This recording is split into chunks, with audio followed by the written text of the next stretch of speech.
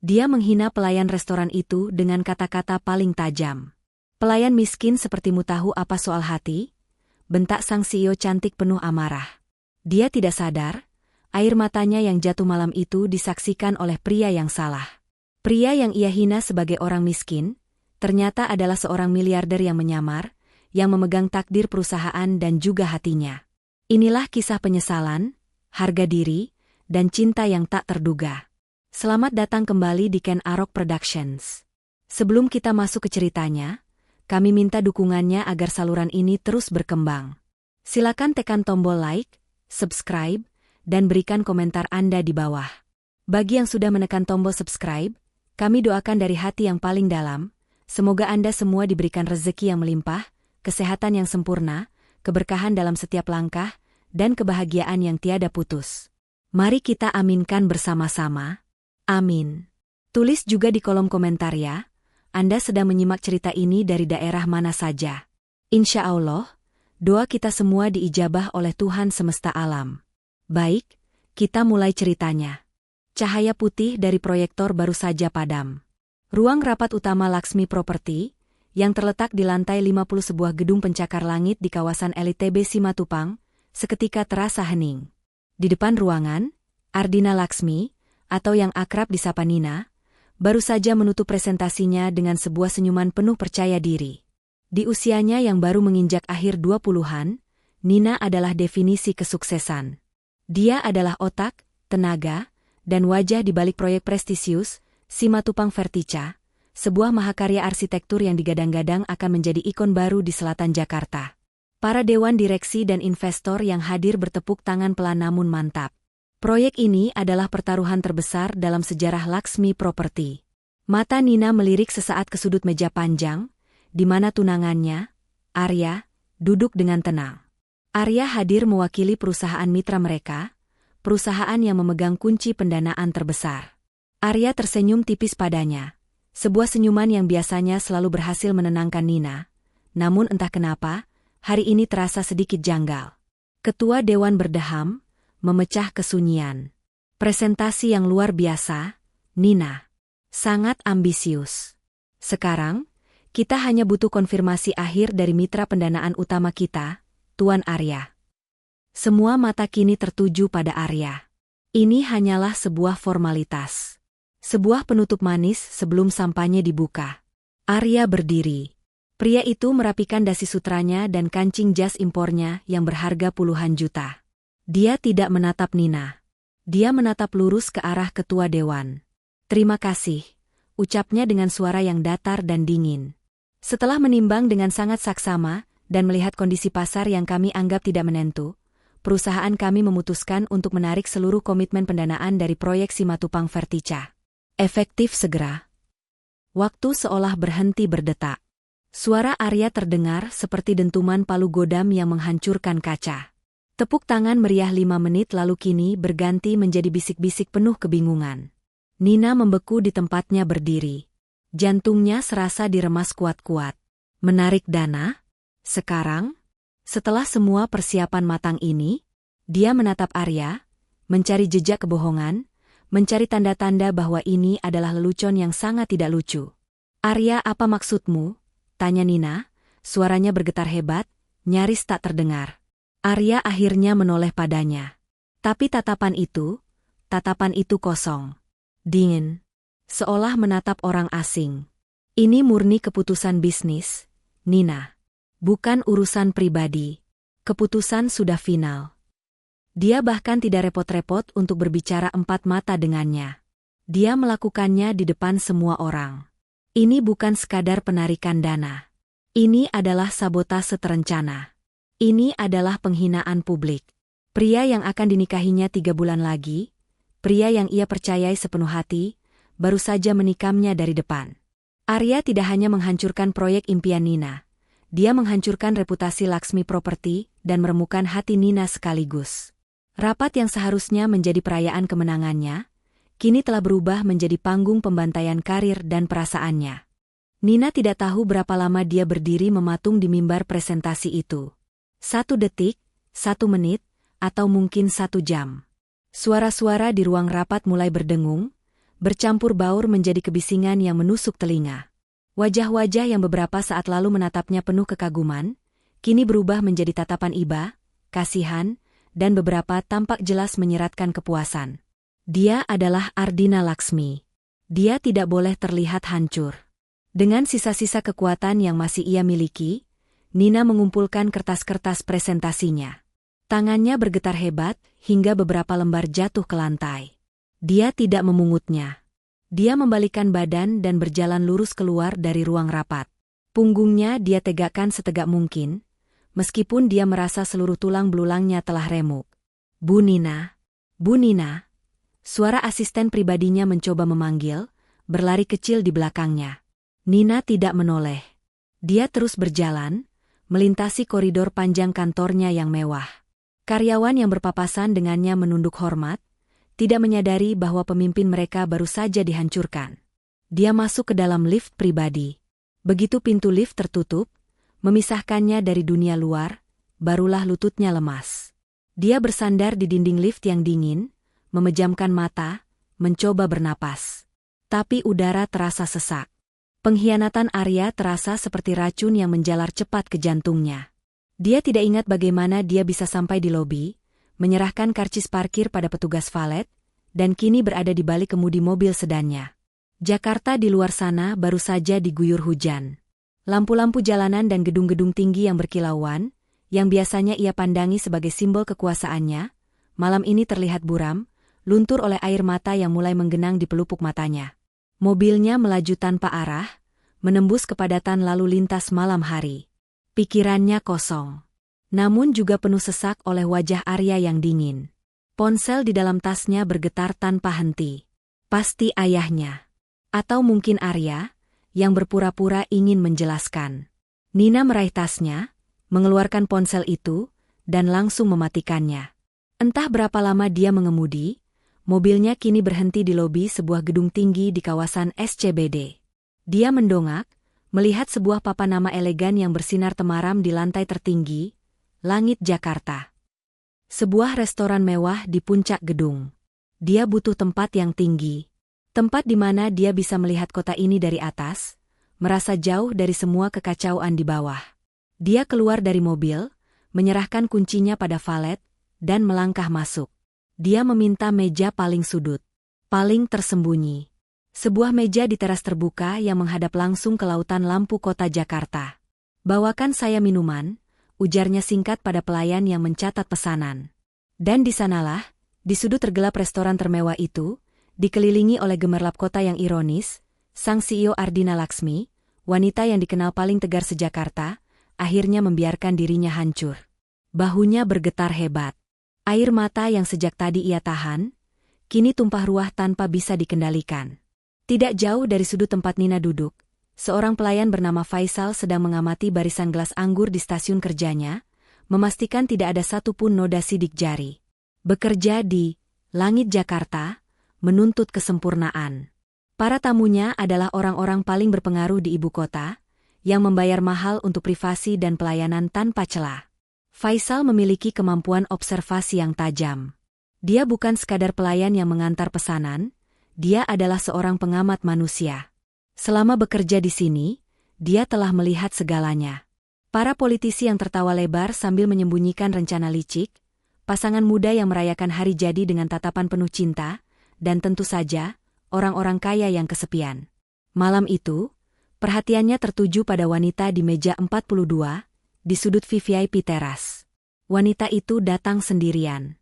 Dari cara berpakaiannya, setelan kerjanya yang mahal namun kini tampak sedikit kusut, dan jam tangan mewah di pergelangan tangannya, Faisal tahu dia bukan tamu biasa. Dia memancarkan aura kekuasaan, bahkan saat dia sedang rapuh. Awalnya, wanita itu hanya duduk terdiam, memandang kosong kehamparan lampu kota. Namun, tak lama kemudian, Faisal melihat getaran samar di bahu wanita itu.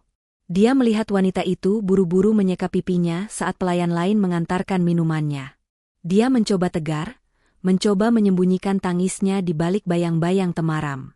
Ada peraturan emas di restoran ini, jangan pernah, dalam kondisi apapun, mengganggu tamu VIP yang sedang ingin sendiri.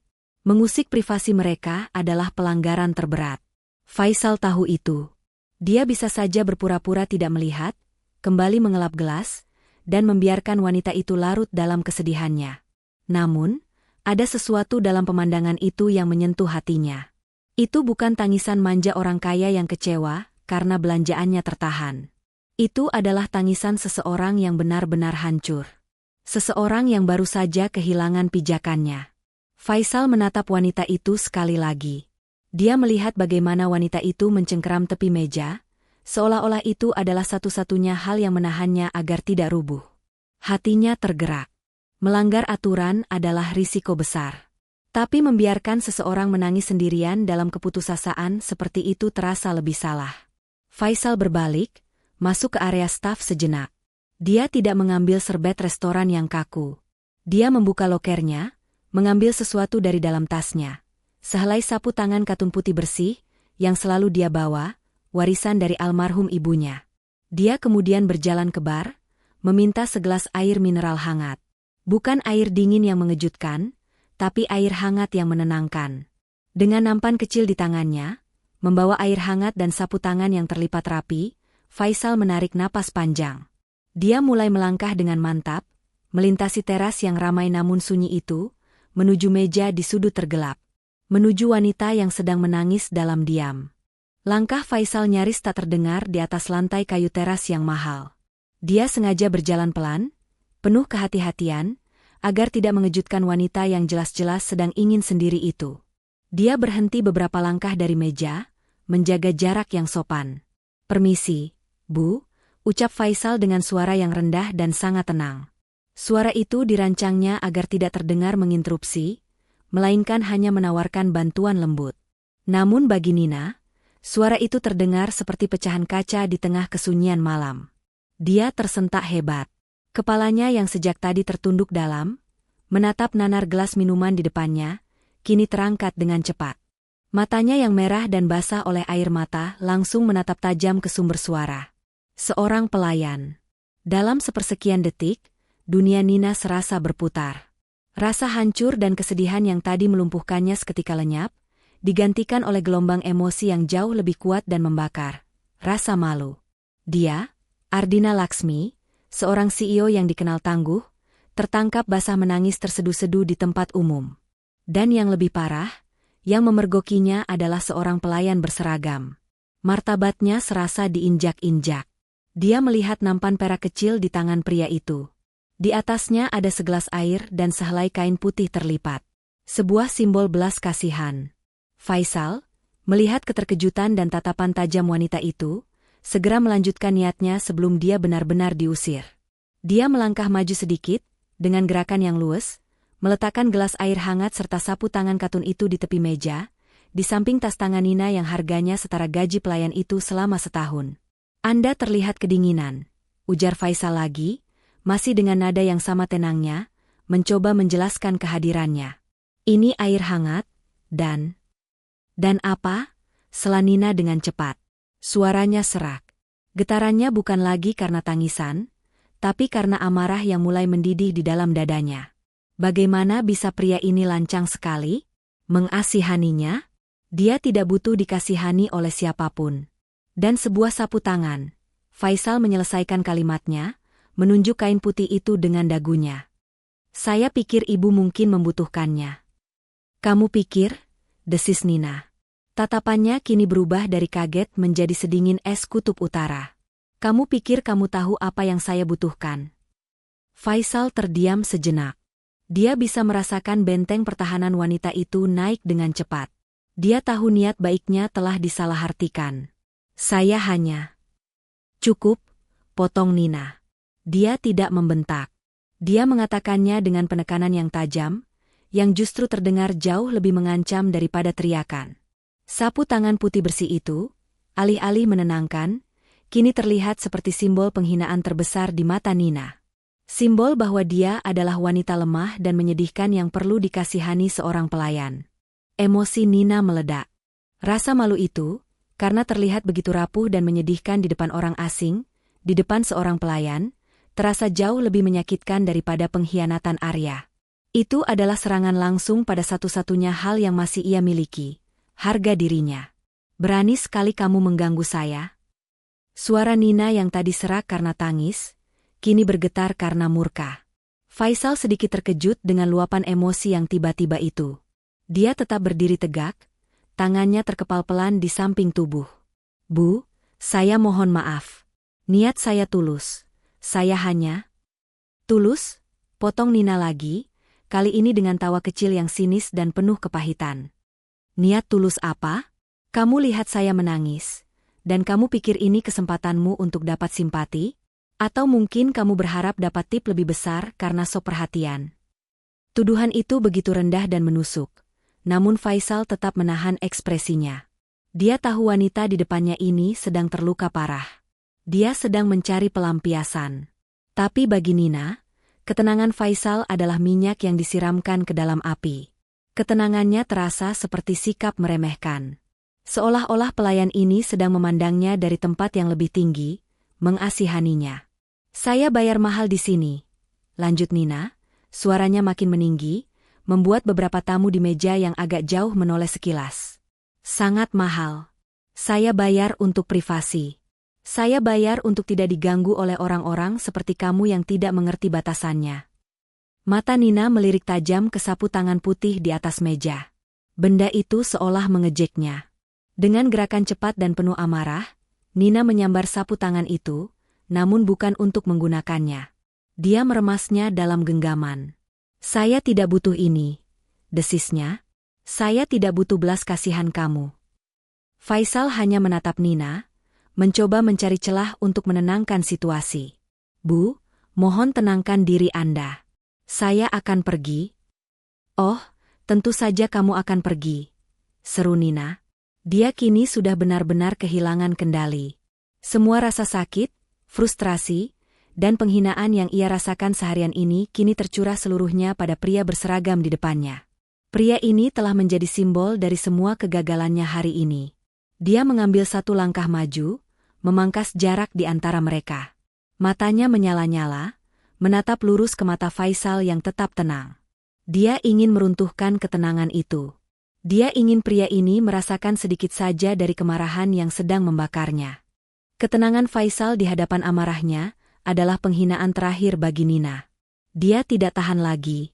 Pria ini, dengan seragam pelayannya yang rapi, berani menatapnya, Ardina Laksmi, dengan tatapan yang seolah-olah mengerti segalanya. Kamu pikir kamu siapa? Desis Nina, suaranya rendah namun penuh racun. Dia mengambil satu langkah lagi ke depan.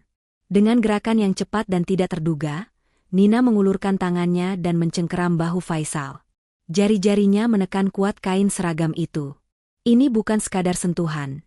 Ini adalah cengkeraman yang merendahkan, sebuah penegasan kekuasaan. Dia ingin mengguncang pria ini, meruntuhkan topeng tenangnya.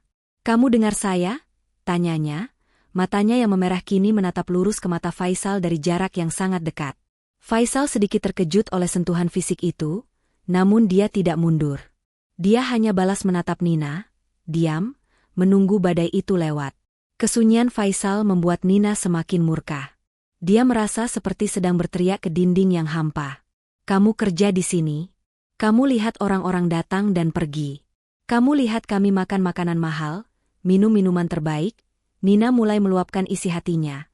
Suaranya bergetar hebat. Kamu pikir karena kamu melihat itu semua, kamu jadi paham soal hidup kami? Kamu pikir kamu mengerti masalah kami? Dia tertawa, tawa yang kering dan menyakitkan. Masalahmu itu paling-paling soal uang tip yang kurang, atau dimarahi manajer. Hidupmu sederhana. Cengkeraman di bahu Faisal semakin kuat. Hidup saya rumit. Penuh pengkhianatan, penuh tuntutan yang tidak akan pernah kamu bayangkan seumur hidupmu. Faisal tetap diam, membiarkan wanita itu melepaskan semua bebannya. Dan kemudian, Nina mengucapkan kalimat yang akan menghantuinya selamanya. Kalimat yang dia keluarkan dari tempat paling gelap di hatinya yang terluka. Dia mencondongkan tubuhnya sedikit lebih dekat, tatapannya menghunus tajam. Pelayan miskin kayak kamu tahu apa soal hati? Hening.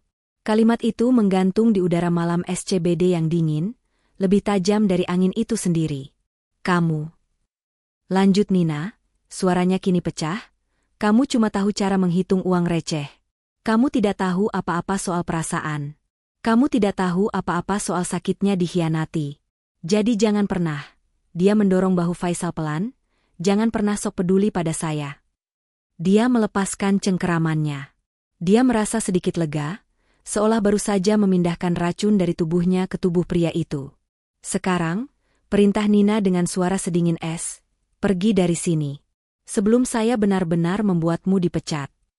Udara malam yang dingin terasa membeku di antara mereka berdua. Kalimat, pelayan miskin, itu menggantung, terasa lebih tajam dan menusuk daripada angin malam di puncak gedung itu. Nina berdiri dengan napas yang masih terengah-engah, dadanya naik turun karena luapan emosi. Dia telah mengeluarkan semua racun di hatinya. Kini dia menunggu. Dia menunggu pelayan itu gemetar ketakutan, atau membungkuk memohon-mohon agar tidak dipecat, atau mungkin membalasnya dengan kemarahan yang setimpal. Faisal tidak melakukan satu pun dari semua itu. Dia hanya berdiri diam. Pria itu menerima seluruh hinaan Nina dengan sebuah ketenangan yang hampir tidak wajar.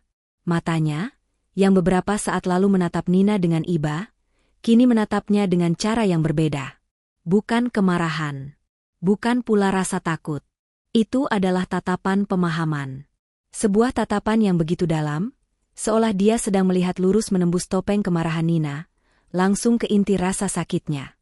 Dan tatapan itu, entah kenapa, membuat Nina merasa jauh lebih telanjang dan malu daripada saat dia tertangkap basah menangis tadi. Faisal terdiam beberapa detik, membiarkan gema hinaan itu memudar di telan suara kota. Akhirnya, dia mengangguk pelan. Sangat pelan. Maaf jika saya lancang, Bu, ucapnya. Suaranya tetap rendah, sama sekali tidak bergetar. Dia tidak membantah soal sebutan pelayan miskin. Dia tidak membela dirinya. Dia hanya menerima. Tangan Nina yang sejak tadi meremas sapu tangan putih itu kini terbuka.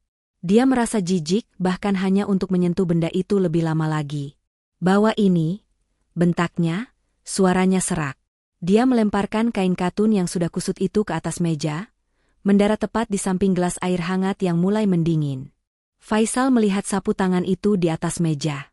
Lalu dia melihat kembali ke arah Nina. Dia tidak mengambilnya. Simpan saja, katanya pelan, namun terdengar sangat jelas. Angin malam ini dingin. Anda lebih membutuhkannya daripada saya. Bagi Nina, itu adalah sebuah pembangkangan yang sunyi. Tapi dia sudah terlalu lelah untuk berdebat. Dia sudah menghabiskan sisa tenaganya untuk marah. Faisal tidak menunggu jawaban. Dia mengambil satu langkah mundur, memberikan sebuah anggukan hormat yang sempurna, sebuah gestur profesional seorang pelayan yang sangat kontras dengan tatapan matanya yang penuh wibawa. Selamat malam, Bu. Kemudian, dia berbalik. Punggungnya lurus. Langkahnya mantap dan tidak terburu-buru. Dia berjalan melintasi teras, menghilang di balik pintu kaca restoran, kembali ke dalam keramaian yang terang.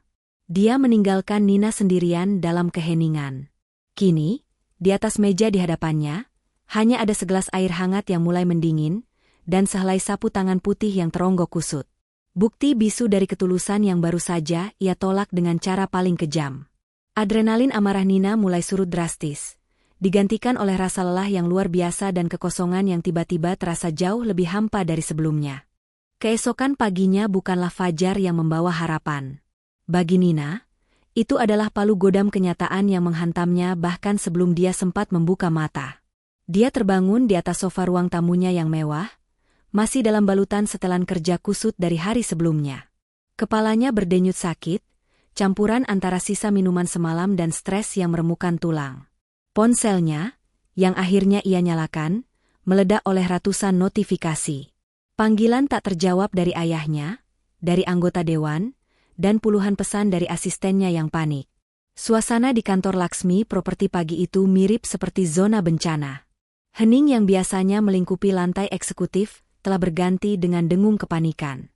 Para staf berlarian kecil, wajah mereka tegang. Begitu Nina melangkah keluar dari lift pribadi, asistennya, Rina, langsung menyongsong dengan wajah pucat pasi. Bu Nina, gawat sekali, bisik Rina, nyaris menangis. Kabar penarikan dana Tuan Arya bocor tadi malam. Bank Dharma baru saja menelepon, mereka membekukan plafon kredit kita untuk proyek Vertica. 3 investor minor lainnya ikut menarik diri pagi ini. Mereka bilang kita sudah one prestasi. Setiap kalimat adalah paku yang menancap di peti mati perusahaannya.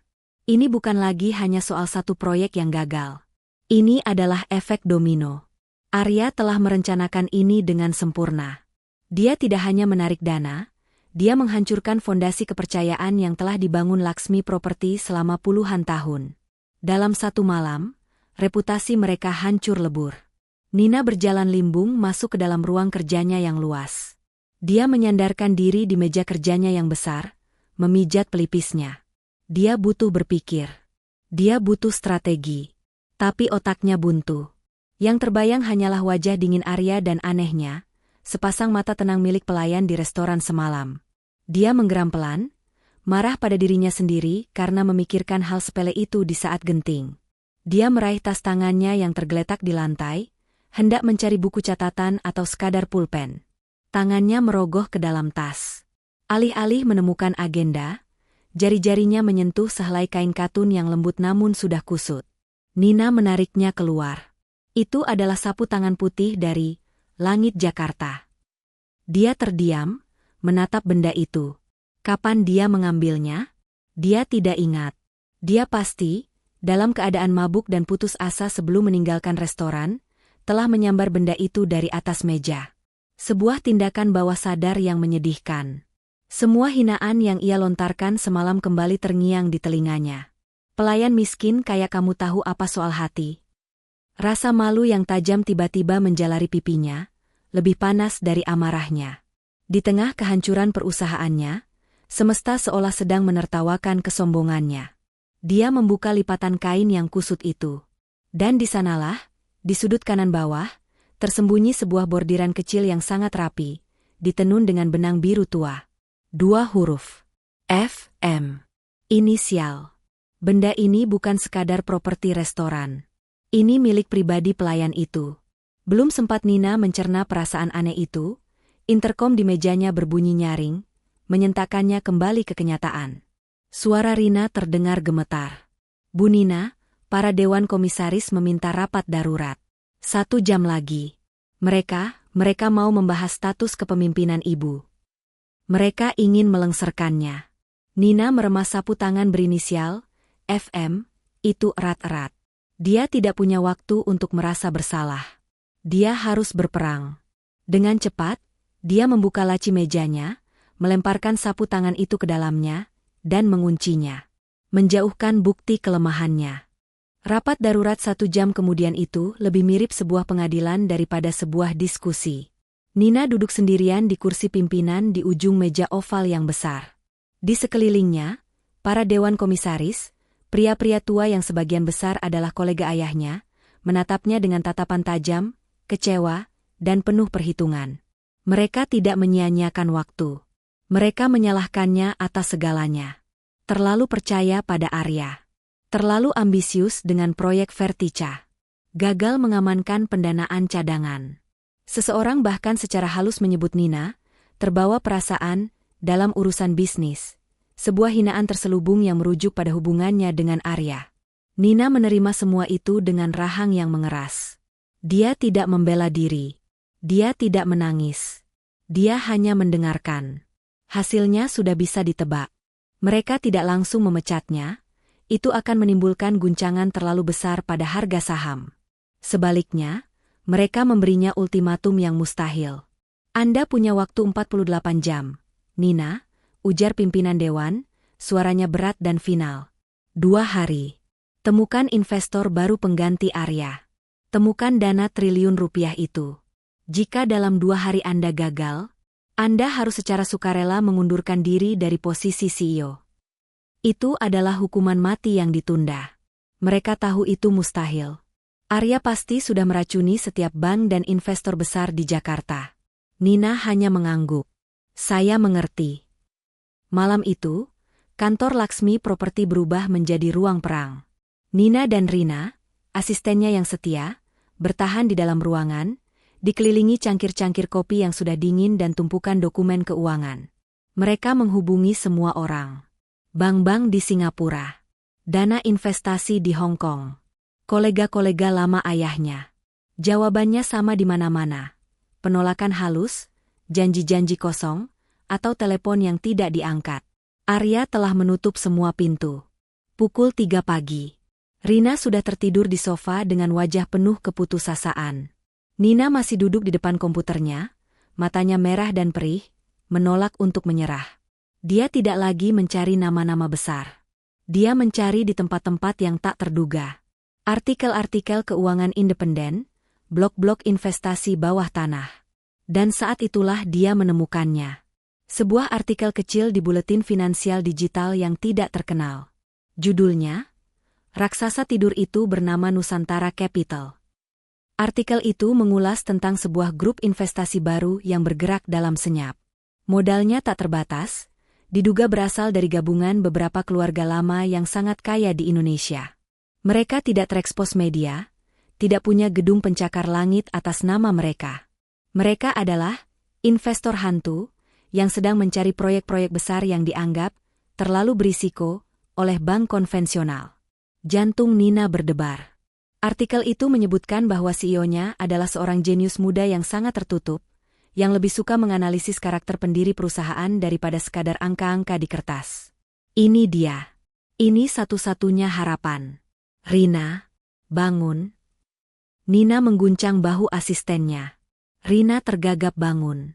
Ada apa, Bu? Nusantara Capital. Cari tahu semua tentang mereka, perintah Nina. Rina dengan cepat mengetik di komputernya. Wajahnya langsung kusut. Susah, Bu. Mereka sangat tertutup. Tidak ada alamat, tidak ada nomor telepon kantor. Mereka hanya beroperasi melalui satu firma hukum elit di kawasan Menteng. Sangat eksklusif. Kalau begitu itu jalan kita, tegas Nina. Dia berdiri, merapikan setelan kerjanya yang sudah dipakai hampir 24 jam. Ada secercah api baru di matanya yang lelah. Telepon firma hukum itu sekarang juga. Bilang Ardina Laksmi butuh pertemuan darurat dengan pimpinan Nusantara Capital. Pagi ini, saya tidak peduli bagaimana caranya. Saya tidak terima jawaban tidak. Pukul 3:30 pagi, setelah puluhan kali percobaan yang gagal, Rina akhirnya berhasil menembus lapisan pertama. Dia berbicara dengan asisten junior di firma hukum tersebut. Rina, atas perintah Nina, tidak hanya meminta waktu, dia menyampaikan sebuah pesan yang penuh tekanan. Sampaikan pada pimpinan Nusantara Capital, kata Nina melalui Rina, bahwa Laksmi Property sedang dalam serangan pengambil alihan paksa oleh grup Arya Wiratama. Ini bukan permintaan investasi biasa, ini adalah proposal penyelamatan yang mendesak. Rupanya, nama Arya Wiratama adalah kata kunci yang mereka butuhkan. Pukul 7 pagi, sebuah surel balasan masuk. Singkat, padat, dan tanpa basa-basi. Galeri Seni Kencana, Menteng. Pukul 10 pagi ini. Tepat waktu. CEO akan menemui Anda. Jantung Nina seolah berhenti berdetak sesaat sebelum kembali berpacu kencang. Disetujui. Secepat itu. Dia tidak punya waktu untuk tidur. Dia hanya punya waktu untuk mandi, mengganti pakaiannya dengan setelan kerja terbaiknya yang paling konservatif, dan merapalkan rencana presentasi di dalam kepalanya selama perjalanan dari apartemennya menuju Menteng. Dia bahkan tidak sempat sarapan. Perutnya terlalu mulas oleh campuran antara gugup dan harapan. Kawasan Menteng di pagi hari terasa tenang dan agung. Sangat kontras dengan kekacauan di kantornya dan di dalam kepalanya. Galeri Seni Kencana bukanlah galeri publik. Tempat itu tersembunyi di balik dinding gading yang tinggi, dinaungi rimbunnya pohon kenari tua. Sangat privat, sangat eksklusif. Tepat pukul 10:01, Nina melangkah masuk ke lobi yang hening. Lantainya marmer dingin. Seorang wanita berbusana elegan menyambutnya dengan senyuman tipis. Ibu Ardina Laksmi, selamat pagi. Tuan Malik sudah menunggu Anda di ruang pamer utama. Silakan lewat sini. Tuan Malik. Akhirnya sebuah nama. Nina mengangguk, berusaha terlihat tenang, padahal telapak tangannya basah oleh keringat dingin. Wanita itu membukakan sebuah pintu kayu jati yang tinggi dan berat. Nina melangkah masuk ke dalam sebuah ruangan yang sangat luas. Langit-langitnya tinggi, dan cahaya matahari pagi masuk dengan lembut melalui jendela-jendela besar, menerangi puluhan lukisan karya maestro Indonesia yang tak ternilai harganya. Dan di sanalah dia. Di tengah ruangan, seorang pria sedang berdiri membelakangi Nina. Dia tidak sedang duduk menunggu di meja rapat. Dia sedang berdiri santai, kedua tangan terlipat di belakang punggung, menatap sebuah lukisan abstrak berukuran raksasa dengan palet warna biru dan emas yang dominan. Pria itu tidak mengenakan jas mahal seperti Arya atau dewan direksinya. Dia hanya mengenakan kemeja lengan panjang berwarna biru muda yang digulung rapi hingga siku, dan celana bahan berwarna gelap. Punggungnya tegap dan posturnya memancarkan wibawa yang tenang. Nina berdebar. Seluruh masa depan perusahaannya bergantung pada pria ini. Dia berdeham pelan untuk mengumumkan kehadirannya, berusaha agar suaranya tidak terdengar gemetar. "Permisi, Tuan Malik, saya Ardina Laksmi." Pria itu tidak langsung menoleh.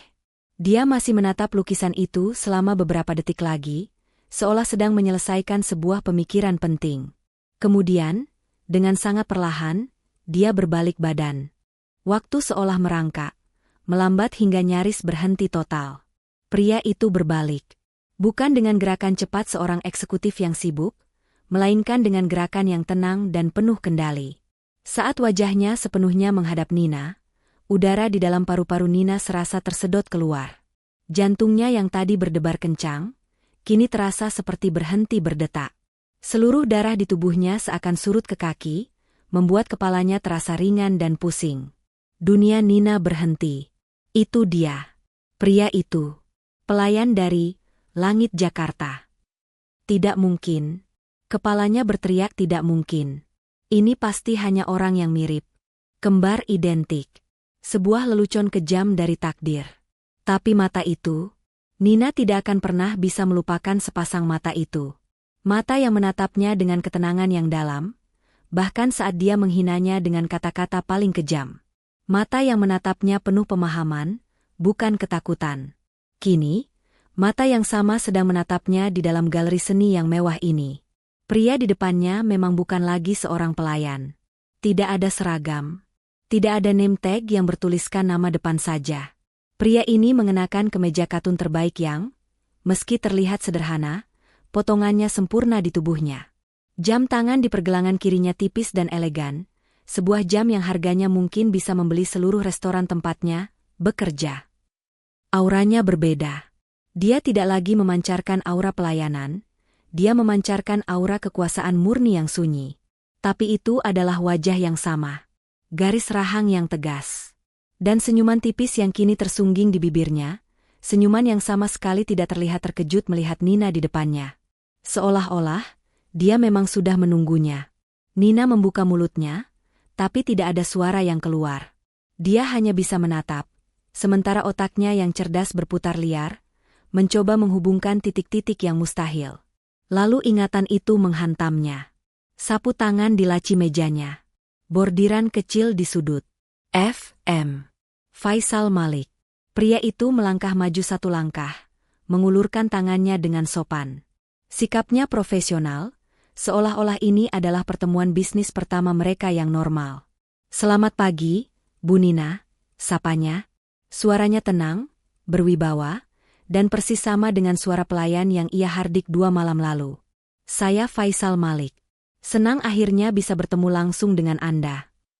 Waktu terasa membeku di dalam galeri yang hening itu. Tangan Faisal Malik masih terulur di udara di antara mereka. Sebuah gestur sapaan bisnis yang normal, yang kini terasa seperti sebuah ujian berat bagi Nina. Nina hanya bisa menatap tangan itu. Tangan yang sama. Tangan yang 2 malam lalu menyodorkan sapu tangan dan segelas air hangat padanya. Tangan yang ia abaikan dengan penuh penghinaan. Otak Nina, yang biasanya bekerja secepat kilat dalam mengambil keputusan miliaran rupiah, kini benar-benar lumpuh. Seluruh darah di wajahnya surut, membuatnya pucat pasi. Dia bisa merasakan keringat dingin mulai membasahi tengkuk dan telapak tangannya. Pelayan miskin. Tahu apa soal hati? Kata-katanya sendiri menggema di dalam kepalanya, berulang-ulang seperti kaset rusak, setiap pengulangan terasa lebih keras dan lebih menyakitkan dari sebelumnya. Dia telah menghina pria ini dengan cara yang paling fundamental. Dia tidak hanya menghina pekerjaannya, dia menghina statusnya, martabatnya, dan kemanusiaannya. Dan pria ini, pria yang dia sebut miskin ini, adalah satu-satunya orang di seluruh Jakarta yang memegang kunci untuk menyelamatkan warisan keluarganya. Rasa malu yang dirasakan Nina begitu pekat dan berat. Rasanya seperti beban fisik yang menekan dadanya, membuatnya sulit bernapas. Dia ingin lari dari ruangan ini. Dia ingin menghilang. Dia lebih baik menghadapi 100 dewan komisaris yang marah daripada berdiri 1 detik lagi di depan mata Faisal yang tenang namun menusuk itu. Dia akhirnya mengangkat pandangannya dari tangan Faisal ke wajahnya. Pria itu masih menatapnya dengan ekspresi yang sama. Tenang. Mengamati. Menunggu. Dia tidak menunjukkan kemarahan, tidak juga cemoohan. Dia hanya menunggu. Dan sikap menunggunya itu, entah kenapa, terasa jauh lebih menghakimi daripada amarah sekalipun. Proposal bisnis. Proyek Vertica. Ultimatum Dewan Direksi. Semua itu lenyap dari pikiran Nina. Hanya ada satu hal yang harus ia lakukan. Dia tidak menyambut uluran tangan Faisal. Bagaimana mungkin dia bisa? Tangannya sendiri terasa kotor oleh kesombongannya. Dengan suara yang bergetar hebat, nyaris tak terdengar seperti bisikan, Nina akhirnya berbicara. Kata-kata yang keluar bukanlah presentasi bisnis yang sudah ia siapkan semalaman. Dia menelan ludah, tenggorokannya terasa kering seperti gurun pasir. Tuan Malik, saya minta maaf. Itu saja yang bisa dia ucapkan. Bukan permintaan maaf karena terlambat, atau permintaan maaf formalitas. Itu adalah pengakuan kalah yang tulus dan penuh keputusasaan. Saya minta maaf. Ulangnya lagi. Kali ini suaranya sedikit lebih jelas namun penuh dengan getar penyesalan. Untuk malam itu, di restoran. Saya tidak tahu harus berkata apa. Perkataan saya sangat keterlaluan. Saya minta maaf. Dia menundukkan kepalanya. Ardina Laksmi, sang CEO angku itu, kini berdiri menunduk di depan pria yang pernah ia sebut pelayan miskin. Dia tidak punya apa-apa lagi untuk dipertaruhkan selain kejujurannya saat ini. Keheningan di dalam galeri seni itu terasa tebal dan menyesakan. Hanya suara napas Nina yang gemetar yang terdengar, memecah kesunyian. Dia tetap menunduk, tidak berani menatap wajah Faisal, menunggu vonisnya. Faisal Malik berdiri diam selama beberapa saat. Dia tidak langsung merespon permintaan maaf itu. Perlahan, dia menurunkan tangannya yang tadi terulur, yang tidak pernah disambut oleh Nina. Alih-alih menjawab, dia berjalan pelan, melewati Nina yang masih mematung. Dia kembali berdiri di depan lukisan abstrak raksasa berwarna biru dan emas itu, membelakangi Nina sekali lagi. Sikapnya yang dingin dan tak terduga ini jauh lebih menakutkan bagi Nina daripada jika Faisal memakinya. Dia merasa seperti sedang dihakimi dalam diam. Saya sudah tahu, ucap Faisal akhirnya. Suaranya tenang, memantul di dinding galeri. Nina mengangkat kepalanya sedikit. Tahu apa, Tuan? Saya sudah tahu Anda akan datang, lanjut Faisal, masih menatap lukisan itu. Saat saya membaca berita pagi ini bahwa Laksmi Property sedang diambang kehancuran karena ulah Arya Wiratama, saya tahu, cepat atau lambat, proposal Anda akan sampai ke meja saya. Dia berbalik, menatap Nina. Proposal Anda sudah saya baca subuh tadi, Bu Nina. Rina, asisten Anda, mengirimkannya sebagai lampiran. Jantung Nina berdebar kencang. Ini dia. Dan saya akui, kata Faisal, proposal proyek Simatupang Vertica itu brilian. Salah satu konsep properti paling berani dan visioner yang saya lihat di Jakarta dalam 5 tahun terakhir. Anda sangat pintar, tidak diragukan lagi. Secercah harapan tipis mulai menyala di dada Nina. Dia memuji proposalnya. Tapi, dan satu kata itu menghancurkan harapan Nina dalam sekejap. Faisal melangkah mendekat. Tatapannya kini bukan lagi tatapan pelayan yang mengasihani, bukan pula tatapan CEO yang angkuh. Itu adalah tatapan seorang investor yang tajam dan penuh perhitungan.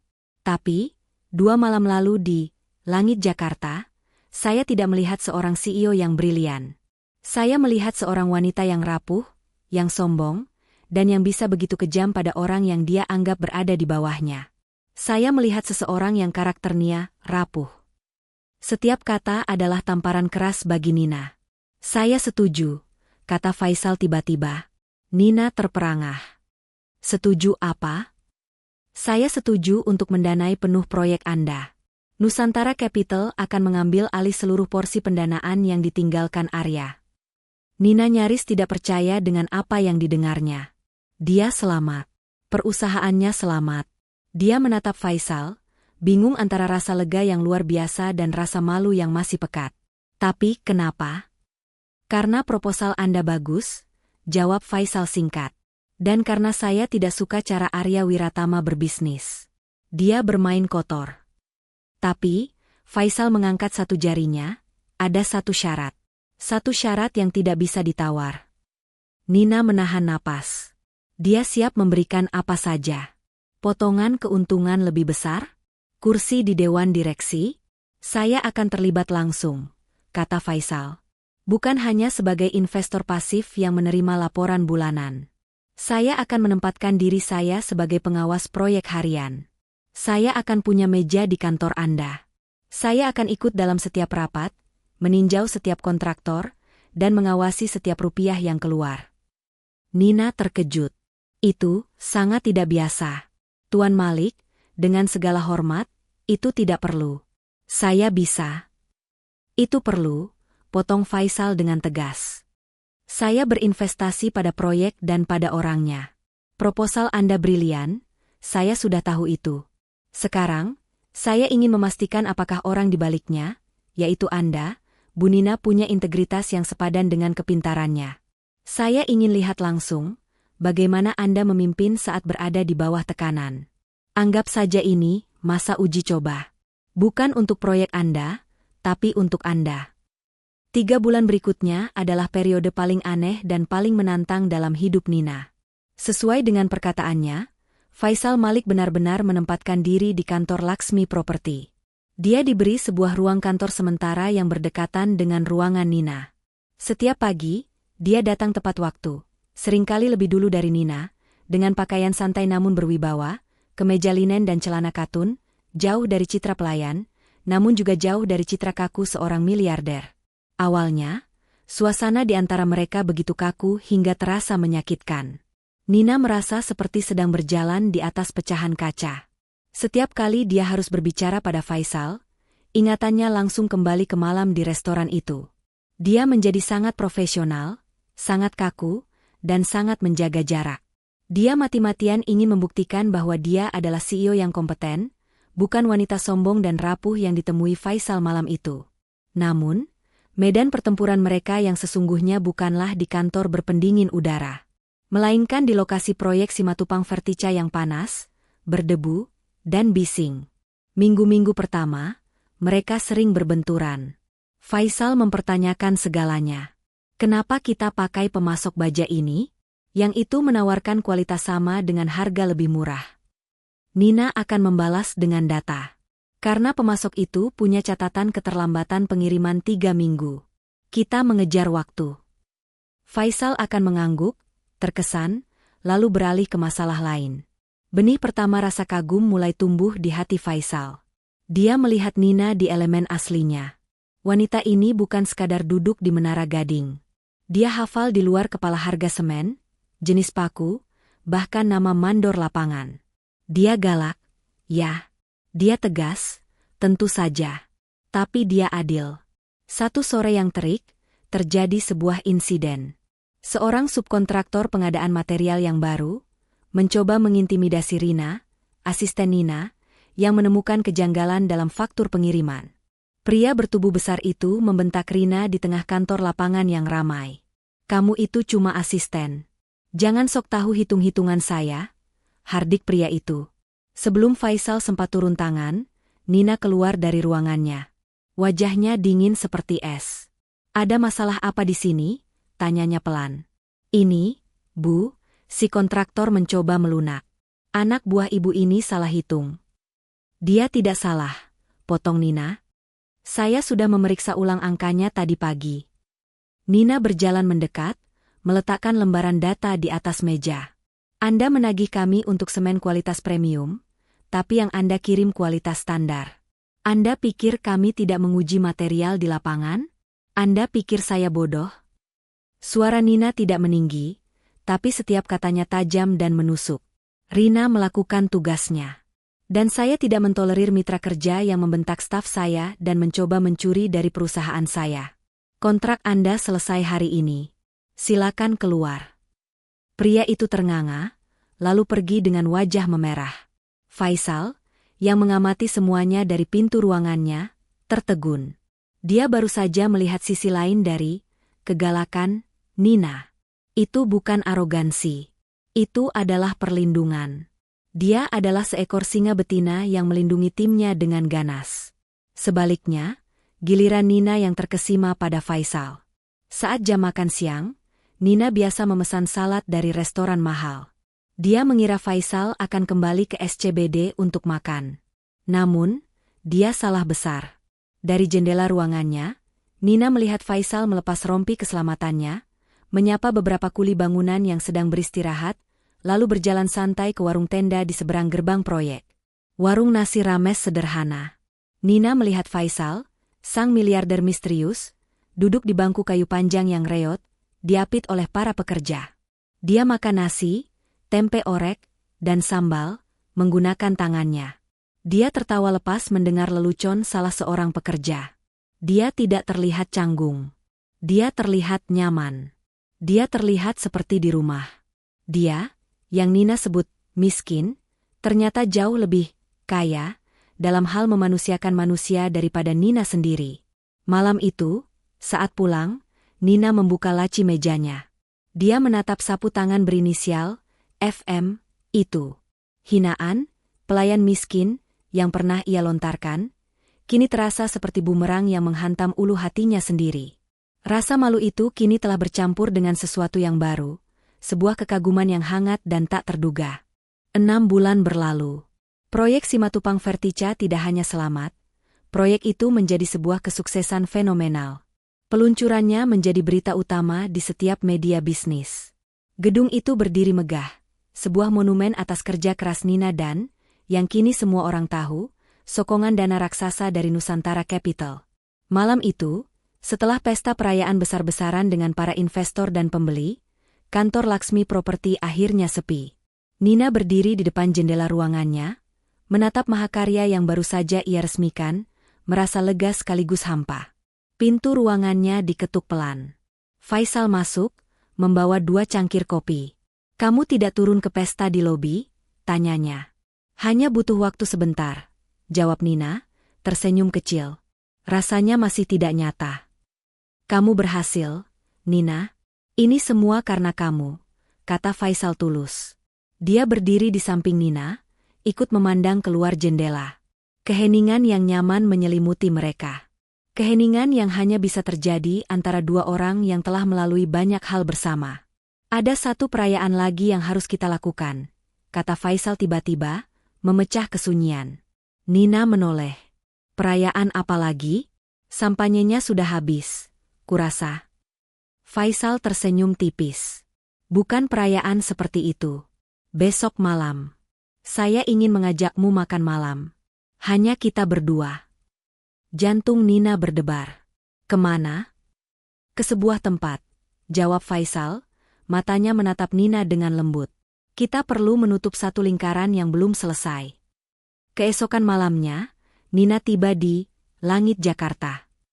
Jantungnya berdebar gugup. Dia tidak datang sebagai wanita yang hancur. Dia datang sebagai pemenang. Seorang manajer restoran yang berbeda, yang jelas mengenali Faisal, menyambutnya dengan sangat hormat. "Selamat malam, Bu Nina. Tuan Malik sudah menunggu Anda." Manajer itu mengantarnya, bukan ke meja di tengah keramaian. Dia mengantarnya ke sudut VIP di teras. Ke meja yang sama persis. Faisal sudah duduk di sana, menunggunya. Dia tidak mengenakan setelan jas. Dia mengenakan kemeja sederhana namun mahal. Malam itu, dia terlihat persis di antara sosok pelayan dan sosok miliarder yang dikenal Nina. "Faisal," sapa Nina, suaranya sedikit bergetar saat dia duduk. "Kenapa di meja ini?" Karena disinilah semuanya dimulai, jawab Faisal tenang. Dan disinilah semuanya harus diperbaiki. Pelayan datang, menyajikan minuman. Setelah mereka sendirian lagi, Nina menatap Faisal. Rasa malu yang dulu pernah ia rasakan, kini telah berganti menjadi sebuah penyesalan yang lembut. Faisal, Nina memulai, saya sudah ingin mengatakan ini berbulan-bulan. Saya belajar sangat banyak darimu. Dia menarik napas. Saya belajar bahwa nilai seseorang tidak diukur dari setelan jasnya, tapi dari caranya memperlakukan orang yang tidak bisa memberinya apa-apa. Saya melihatmu makan di warung tenda. Saya melihatmu tertawa dengan para kuli. Kamu orang terbaik yang pernah saya temui. Perlahan, Nina membuka tas tangannya. Dia mengeluarkan sesuatu dari dompet kecil di dalamnya. Dia meletakkannya di atas meja, di antara mereka.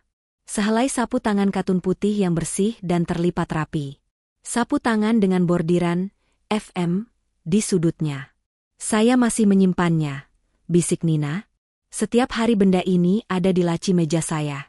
Sebagai pengingat atas kesombongan saya malam itu. Faisal tertegun. Dia menatap sapu tangan itu, lalu menatap Nina. Dia tidak menyangka Nina akan menyimpannya. Sebuah senyuman yang sangat hangat, yang belum pernah Nina lihat sebelumnya, perlahan terbit di wajahnya. Dia tidak mengambil sapu tangan itu. Sebaliknya, dia mengulurkan tangannya melintasi meja, dan dengan lembut, menutupi tangan Nina yang tergeletak di samping sapu tangan itu. Nina, ucapnya pelan, suaranya dalam. Malam itu, di meja ini, kamu bertanya padaku. Jantung Nina seolah berhenti berdetak. Apa yang, pelayan miskin, tahu soal hati? Mata Nina berkaca-kaca, namun dia tidak memalingkan pandangannya. Jujur, lanjut Faisal, malam itu, saya mungkin hanya tahu soal rasa iba. Tapi selama 6 bulan terakhir, bekerja bersamamu, melihatmu berjuang, melihatmu melindungi timmu seperti singa betina, dan melihatmu hafal setiap detail proyek, saya jadi tahu apa artinya rasa kagum. Genggaman tangannya di tangan Nina mengerat. Dan melihatmu di sini sekarang, begitu rendah hati dan begitu kuat saya rasa, saya akhirnya tahu apa itu cinta. Faisal menatap lurus ke dalam mata Nina, menenggelamkan semua keraguan wanita itu. Kamu bertanya apa yang saya tahu soal hati, ulangnya. Bolehkah saya menunjukkannya padamu sekarang? Nina, yang telah bersumpah untuk tidak pernah terlihat lemah lagi, merasakan air mata jatuh di pipinya. Tapi kali ini, air mata itu sama sekali tidak terasa sakit. Itu adalah air mata kelegaan. Air mata bahagia. Dia tidak bisa berkata-kata. Dia hanya mengangguk pelan. Dan di meja yang sama, di tempat hinaan terburuk pernah dilontarkan, Faisal Malik tersenyum, lalu dengan lembut menarik tangan Ardina Laksmi, dan mencium punggung tangan itu. Kisah mereka baru saja dimulai.